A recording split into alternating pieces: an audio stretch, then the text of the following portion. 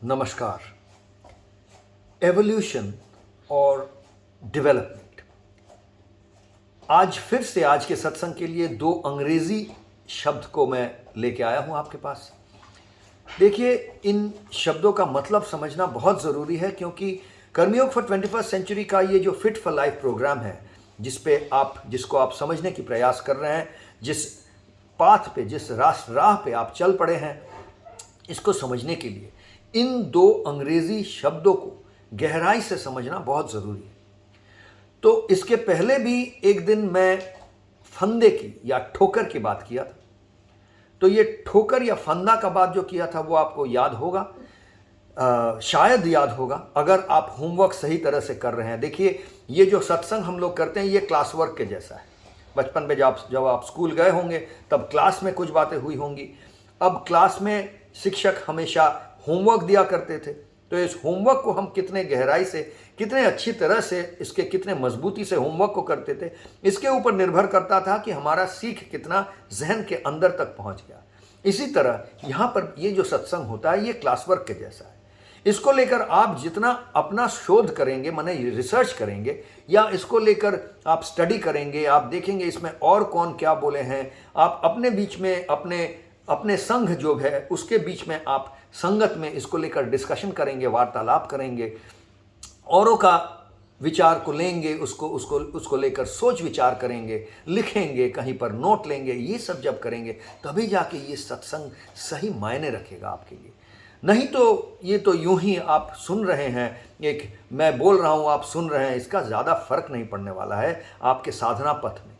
तो साधना करने के लिए जो प्रैक्टिसेस, जो अनुशीलन हम करते हैं कौशल का, और इस प्रज्ञा को एक साथ इंटीग्रेट करने के लिए इनको लेकर आपको होमवर्क करना, शोध करना बहुत ज़रूरी है।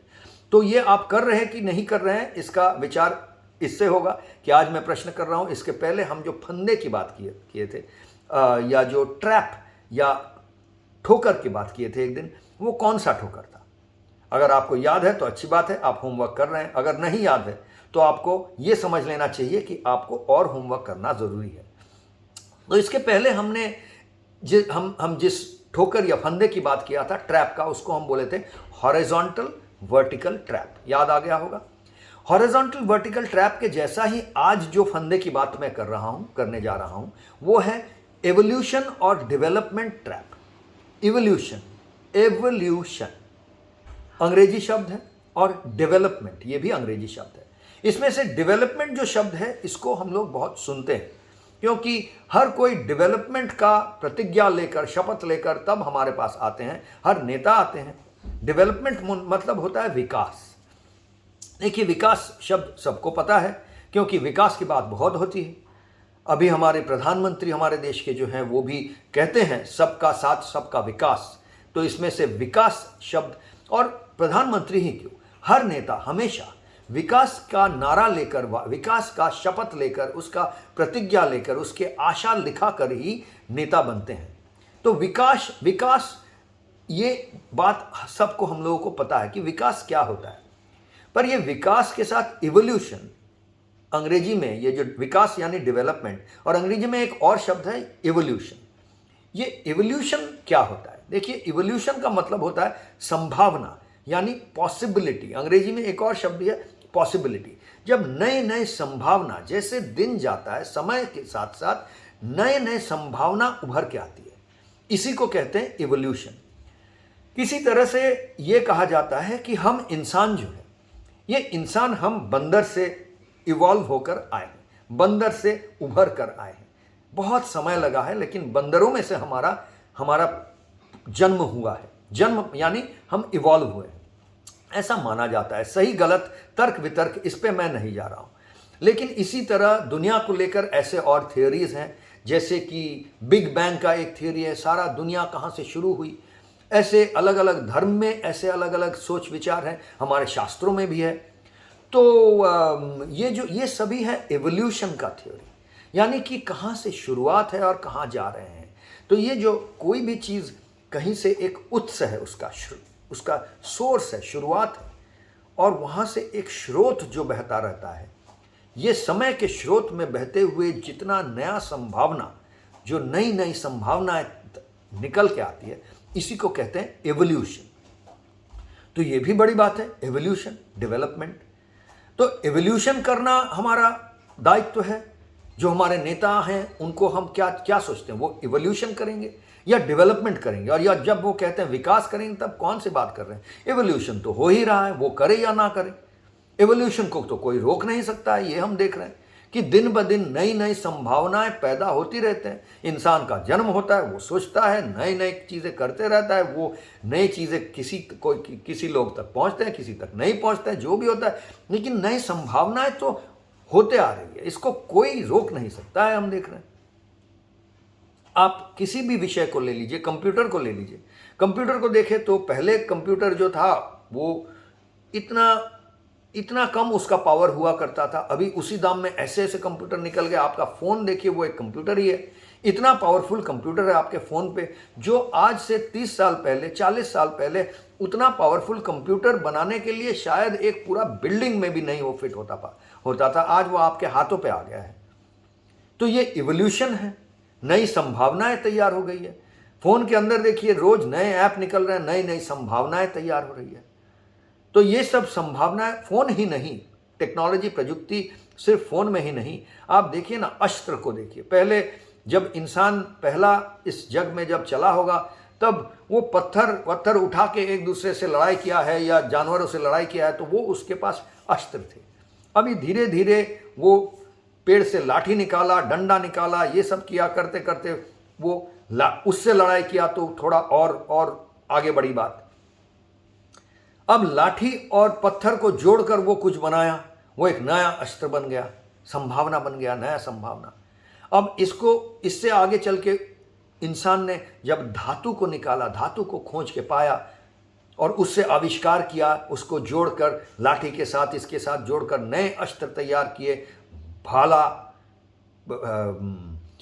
जिससे कुल्हाड़ी, ऐसे ऐसे नए नए अस्त्र तैयार किए। अब इससे आगे चलते हुए अब देखिए गन पाउडर बना, जो विस्फोटक, ये विस्फोटक चीज़ों जो सिर्फ प्रकृति में उसने देखा था, अब वो उसको अपने हाथों में लेकर आ गया। उसके अपने इच्छा से वो विस्फोटन घटा सकता है, और विस्फोटन बड़ा घातक चीज़ है।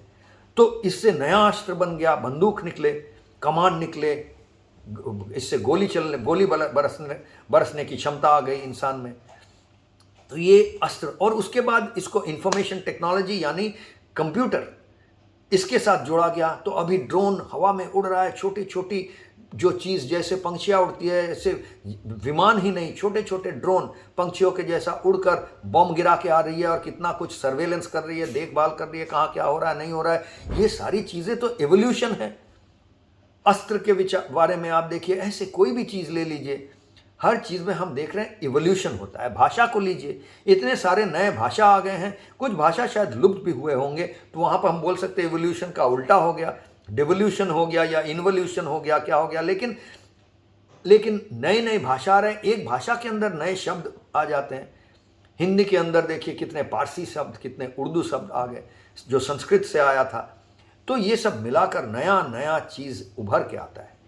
तो ये इवोल्यूशन हो गया। अब इवोल्यूशन के साथ विकास का फर्क क्या है? एक चीज समझना चाहिए कि इवोल्यूशन जब ये बात कह रहे हैं, तब हम नई संभावना की बात कर रहे हैं।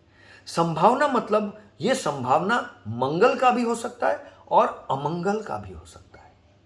इसमें कोई विचार नहीं है, कोई मूल्यबोध नहीं है। संभावना, नई संभावना है। उसी अस्त्र से हम कुछ भलाई भी कर सकते हैं इंसान का, और बुरा भी कर सकते हैं। उसी कंप्यूटर से, वही स्मार्टफोन से आप बहुत अनस्मार्ट चीज भी कर दे सकते हैं। तो स्मार्टफोन अपने आप में इवोल्यूशन तो है, लेकिन वो डेवलपमेंट है या नहीं है, ये हम नहीं कह सकते। डेवलपमेंट तब होता है जब इंसान उस नई संभावना को ऐसे इस्तेमाल करता है जैसे कि उसका भला हो, मंगल हो। जब नई संभावना को लेकर हम सतमंगल में सुंदर की प्रकाश घटाते हैं, जो दिव्यता है उसकी प्रकाश घटाते हैं, दिव्य शक्तियों को लेकर आते हैं उसके जरिए, तब हम कहते हैं कि विकास हो रहा है, विकास हुआ है, डेवलपमेंट हुआ है।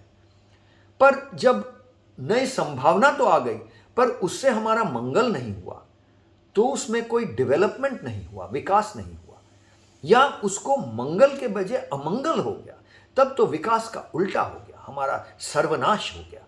तो इवोल्यूशन के जरिए हम अपना विकास भी कर सकते हैं और नाश भी कर सकते हैं, सर्वनाश भी कर सकते हैं। ये दोनों संभावनाएं हैं। तो विकास के लिए इवोल्यूशन जरूरी है, लेकिन इवोल्यूशन हो रहा है मतलब विकास होगा, ऐसा कोई मतलब नहीं है।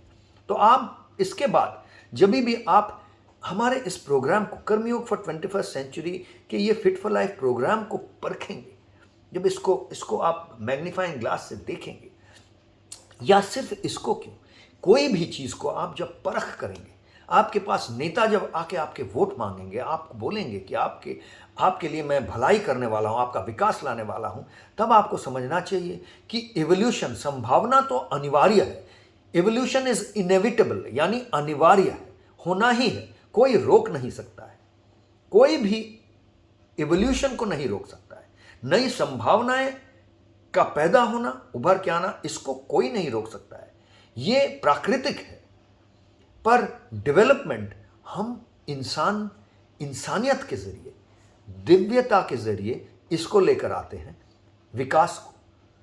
तो ये जो प्रोग्राम है, जो फिट फॉर लाइफ का प्रोग्राम है, ये भी परंपरा से बहुत कुछ खींच के ले आया है, जो नया है उसको भी लेके आया। तो इसलिए हम परंपरा सब अच्छा है, अभी जो हो रहा है वो सब बेकार है, ऐसी बातों में भी नहीं जाते हैं, या पहले जो था वो सब अच्छा नहीं था, अभी सब अच्छा हो रहा है, ऐसे बातों में भी नहीं जाते हैं। क्योंकि परंपरा और आज का आधुनिकता, ये दोनों हॉरिजॉन्टल ही है, इसमें ये दोनों के अंदर वर्टिकलिटी है। तो हम ये इसमें हॉरिजॉन्टल वर्टिकल ट्रैप में भी नहीं फंसते हैं, परंपरा और आधुनिकता को लेकर, यानी इवोल्यूशन। और इसको समझने के लिए क्या अच्छा है, पहले जो था वो सब अच्छा था। देखिए, जितना हमारा उम्र होता है उतना हम ये सोचने लगते हैं कि पहले जो अच्छा था वही सब, पहले जो था वही अच्छा था, अभी सब ठीक नहीं है। क्योंकि नई पीढ़ी जो लेकर आती है वो तो नए नए संभावना लेकर आते हैं, वो हमें उससे अभ्यास नहीं है, वो हमको लगता है ये अपना नहीं है, दूसरों का है, तो उसको हम नकार देते हैं। ये हमारा स्वभाव है, लेकिन ये सही नहीं है। शायद नई पीढ़ी को लगता है उसी, और नई पीढ़ी को लगता है पुराना जो था वो सही नहीं था। तो ये जनरेशन गैप का एक बात आ जाता है, ये द्वंद्व आ जाता है। पर हमको इसमें फंसना नहीं है, हमको समझना है कि हम परंपरा से भी लेंगे, आधुनिकता से भी लेंगे, हर जमाने से, हर तरह से, जहाँ से जो आ रहा है उसमें से जो सतमंगल में सुंदर है या सतमंगल में सुंदर का संभावना है, उसको हम अपना लेंगे। और यही हम कोशिश करते हैं हमारे इस प्रोग्राम में भी करने का। तो इस प्रोग्राम में जो भी प्रैक्टिसेस हैं, जो भी अनुशीलन है, इसको जब आप अपनाते हैं, आपको कहा जा रहा है कि 24 में से 3 घंटा आप इस साधना पथ में डालेंगे, तो आपको ये समझना बहुत ज़रूरी है कि इसमें विकास आपका कैसे होगा, नई संभावनाएं पैदा हो जाएं। इस अनुशीलन के जरिए, इस साधना के जरिए आपके अंदर भी नई संभावनाएं पैदा हो जाएंगी। पर आप इन संभावना को लेकर कैसे इस्तेमाल करेंगे, इसके ऊपर निर्भर करता है कि आपका विकास होगा या नहीं, या आप औरों का विकास घटाएंगे या नहीं। तब आप, और अगर ये करेंगे, आप जो इवोल्यूशन जो अनिवार्य है, अगर इस साधना पथ में लगे रहेंगे तो इवोल्यूशन बड़ा तेजी से होगा। पर इस इवोल्यूशन को लेकर, संभावनाओं को लेकर आप करेंगे क्या, विकास करेंगे या नाश करेंगे, ये आपके ऊपर निर्भर करता है और आपकी प्रज्ञा के ऊपर निर्भर करता है। आप इस प्रज्ञा को, इस ज्ञान को जिस तरह से समझते हैं और इसको अपने जीवन पे, अपने जहन के अंदर ले जाते हैं, अपने जीवन पे उतारते हैं, इस पर निर्भर करेगा इस साधना का सार्थकता। तो आज के लिए इतना ही। नमस्कार।